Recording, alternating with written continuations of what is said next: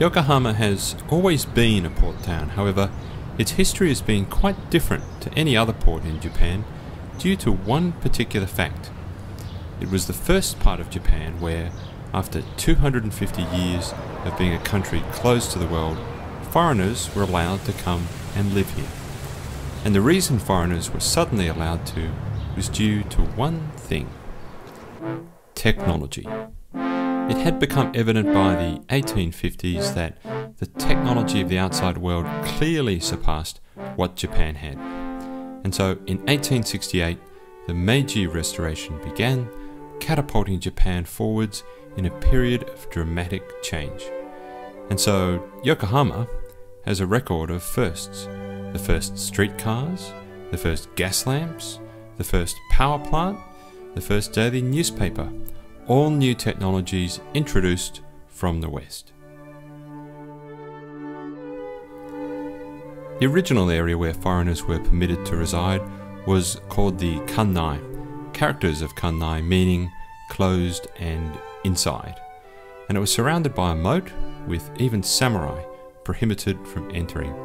However, other than the name, today little remains of the Kannai.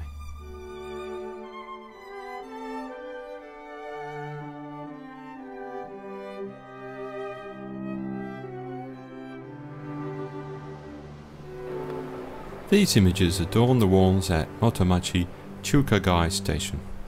It's the very last subway station on the Minato Murai line from Yokohama Station, and it's the closest station to the area where most foreign residents lived, known as Yamate.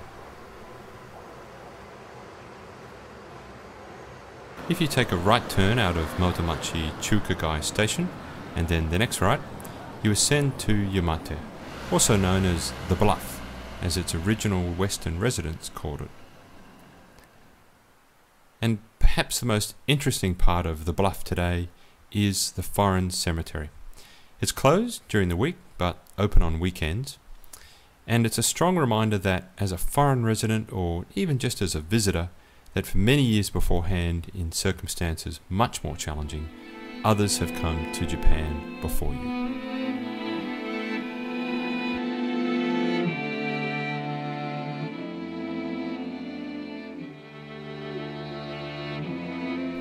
Foreigners didn't just bring new technology, they also brought their own lifestyles, their own values, and their own beliefs.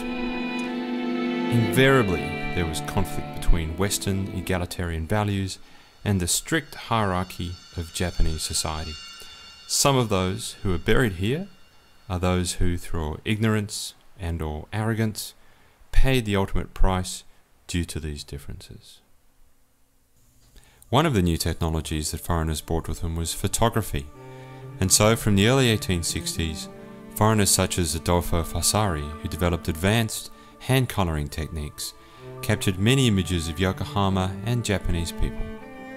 But these commercial photographers also gained permission to travel beyond Yokohama, and so captured scenes of the end of the Edo period and the beginning of the Meiji Revolution. The images were typically sold to foreign business people and tourists, so spreading overseas and thus defining how the world saw Japan. But interestingly, as these photographers took images of interest to them, it also changed the ways in which the Japanese saw their own country. So these rare pictures provide us with a glimpse into Japan as it emerged out of 250 years of being a country closed to the rest of the world.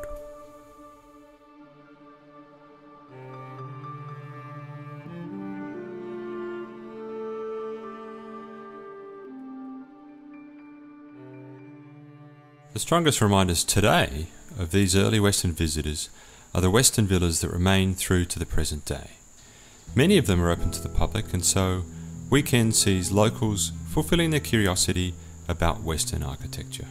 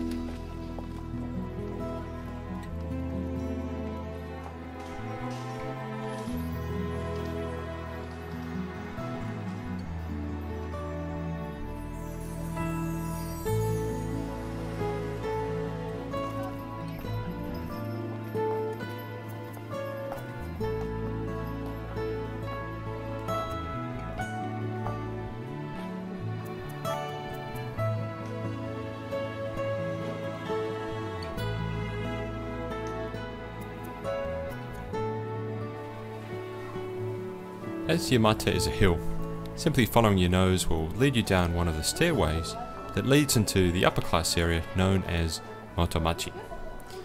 Motomachi is not what you would call regular Japan, and the main street is clearly identifiable when you reach it.